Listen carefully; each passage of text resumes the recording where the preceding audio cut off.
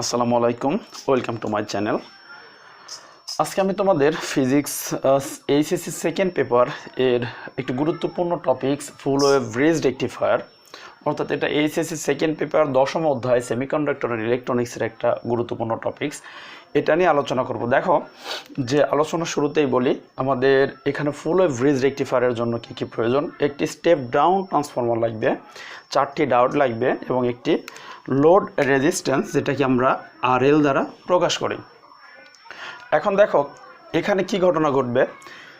ট্রান্সফরমারের এটাকে বলে প্রাইমারি কয়েল এবং এটা হলো সেকেন্ডারি কয়েল। তো প্রাইমারি কয়েলের দেখো এর সঙ্গে একটা এসি কারেন্ট সংযুক্ত। তো এসি সোর্সের যখন এটা পজিটিভ হবে, এটা নেগেটিভ হবে, তখন অবশ্যই আমরা বলতে পারি যে প্রাইমারি কয়েলের এ প্রান্ত পজিটিভ নেগেটিভ, গৌণকুণ্ডলীর ক্ষেত্রে এটা পজিটিভ নেগেটিভ। এখন দেখো এখান থেকে যখন বিদ্যুৎ বের হয়ে এই পথে আসবে, আসার পরে এখান থেকে দেখো এই প্লাসের সঙ্গে ডায়োডের এটা কিন্তু প্লাস প্রান্ত, তে গৌণকুণ্ডলীর প্লাস এবং ডায়োডের D1 ডায়োডের প্লাস প্রান্ত একসঙ্গে সংযুক্ত।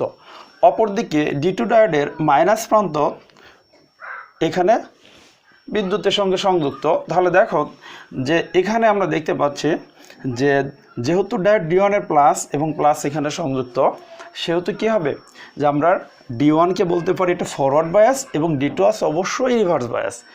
তাহলে D1 এর মধ্যে দিয়ে বিদ্যুৎ প্রবাহের অনুমতি পাওয়া যাবে, কিন্তু D2 এর মধ্যে দিয়ে কোনো বিদ্যুৎ প্রবাহ চলবে না।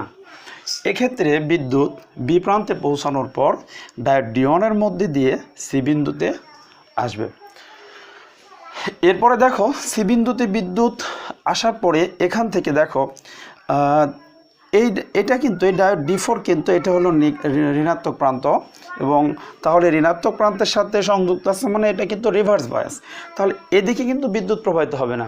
তাহলে বিদ্যুৎ কোন দিকে যাবে? অবশ্যই লোড রোধের মধ্যে দিয়ে বিদ্যুৎ ডি বিন্দুতে পৌঁছাবে। এক্ষেত্রে লোড রোধের ভেতর দিয়ে বাম থেকে ডান দিকে বিদ্যুৎ প্রবাহিত হবে। লোড রোধ কি? এটা হতে পারে একটা বেতার, একটা টেলিভিশন, যেখান থেকে আমরা আউটপুট ভোল্টেজ নেব। এরপরে দেখো বিদ্যুৎ এখানে আসার পরে অবশ্যই এখন কি করবে, ডায়োডের এটা প্লাস, আবার এই ডায়োডের এটা প্লাস। তাহলে এক্ষেত্রে বিদ্যুৎ কিন্তু ডি বিন্দু থেকে কখনোই ডায়োড D2 এর মধ্যে প্রবেশ করবে না, কারণ বিদ্যুৎ অবশ্যই প্লাস থেকে ওর উদ্দেশ্য ও মাইনাসের মধ্যে আসবে। এখন এদিকে যেহেতু উপরের দিকে ধনাত্মক, এটা এদিক দিয়ে গেলে তো ধনাত্মকে আবার ফিরে যেতে হবে, কাজে বিদ্যুৎ আর কখনোই ব্যাক করবে না। তাহলে আমাদের দেখব যে ডি বিন্দু থেকে ডায়োড D3 এর মধ্যে দিয়ে যেহেতু D3 ফরওয়ার্ড বায়াস, বিদ্যুৎ প্রবাহিত হবে, এখান দিয়ে বিদ্যুৎ এই বিন্দুতে আসবে। আসার পরে এখন এইদিকে যেহেতু দেখো এদিকে কিন্তু বিদ্যুৎ যাবে না, কারণ এইদিকে আবার সেই পজিটিভ দিক, পজিটিভ দিকে বিদ্যুৎ প্রবাহিত হবে না। এখন এই দিকে বিদ্যুৎ আসবে, এভাবে প্রবেশ করবে, এই বিন্দুতে চলে আসবে। এটা তাহলে দেখো আমরা দেখলাম যে কিভাবে বিদ্যুৎ আসে। আমি এটাকে একটু রেড কালার দিয়ে দেখিয়ে দিচ্ছি।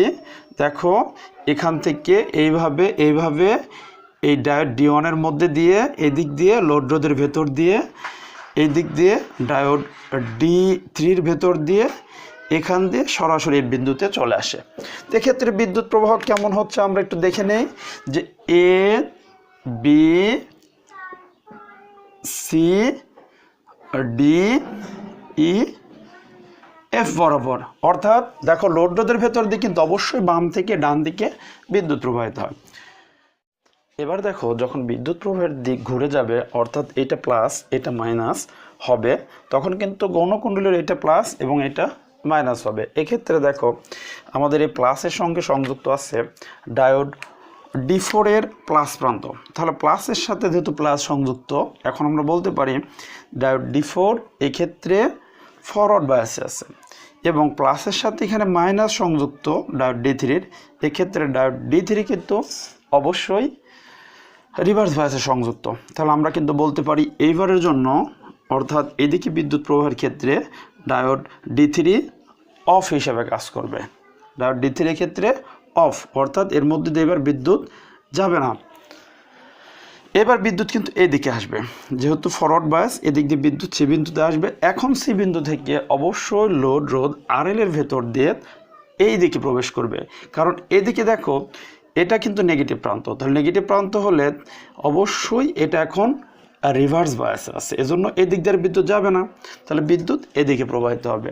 এক্ষেত্রেও কিন্তু দেখো আমরা আগের কথাটি স্মরণ করি, যখন বিদ্যুৎ এই দিক দিয়ে এভাবে আসছিল তখন কিন্তু আমরা দেখছিলাম যে সি থেকে ডি বিন্দুর দিকে লোড রোধের ভেতর দিয়ে, অর্থাৎ লোড রোধের ভেতর দিয়ে বাম থেকে ডানের দিকে বিদ্যুৎ প্রবাহিত হয়।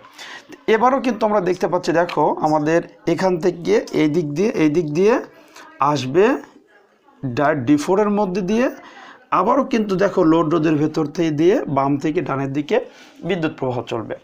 এরপরে দেখো ডি বিন্দুতে বিদ্যুৎ আসার পরে সে কিন্তু দেখবেন যে ডায়োড D2 তার জন্য ওপেন, অর্থাৎ D2 কিন্তু ফরওয়ার্ড বায়াসে আছে। এখন সে D2 এর ভেতর দিয়ে এখন এখান দিয়ে বিদ্যুৎ প্রবাহিত হবে, এক্ষেত্রে হয়ে সে এই পথ দিয়ে দেখো এই পথ দিয়ে এদিকে চলে আসবে। তাহলে এই ক্ষেত্রে আমরা দেখতে পাচ্ছি কোন পথে বিদ্যুৎ প্রবাহিত হচ্ছে, এফ এর পরে সি থেকে যাবে ডিতে, ডি থেকে যাবে বিতে, এরপর বি বিন্দু থেকে পুনরায় নেগেটিভ প্রান্ত এতে আসবে। তো আমরা দেখো আমরা লোড রোধের ভেতর দিয়ে কিন্তু প্রথম ক্ষেত্রেও দেখতে পাচ্ছি যে সি থেকে ডি বিন্দুর দিকে বাম থেকে ডানে, আবার দ্বিতীয় ক্ষেত্রে কিন্তু দেখতে পাচ্ছি সি থেকে ডি বিন্দুর দিকে অর্থাৎ বাম থেকে ডানে বিদ্যুৎ প্রবাহিত হয়। এক্ষেত্রে দেখো লোড রোধের ভেতর দিয়ে এই পথে বিদ্যুৎ প্রবাহিত হবে। হ্যাঁ, অর্থাৎ লোড রোধ বুঝবে যে সর্বদা তার মধ্যে একই দিকে বিদ্যুৎ প্রবাহিত হয়। তাহলে দেখো এটি হলো ফুল ওয়েভ ব্রিজ রেকটিফায়ার। এরপরে আমরা দেখি এটার আউটপুটটা কেমন আসে এবং ইনপুটের সাথে আউটপুট ভোল্টেজের একটা আমরা দেখি কি চেঞ্জ আসে। ইনপুটে যখন দেখলাম দেখো, অর্থাৎ প্রথম অর্ধচক্রের ক্ষেত্রে প্রথম এখানে যে হাফ সাইকেল বিদ্যুৎ যখন এখানে প্লাস ছিল এটা মাইনাস ছিল, এদিক দিয়ে গিয়ে যখন আসছে সেই ক্ষেত্রে কিন্তু আমরা প্রথমে diode D1 O D3 on অবস্থায় দেখেছিলাম। তাহলে এটার জন্য আমরা একটা সিগন্যাল এখানে পাবো এরকম।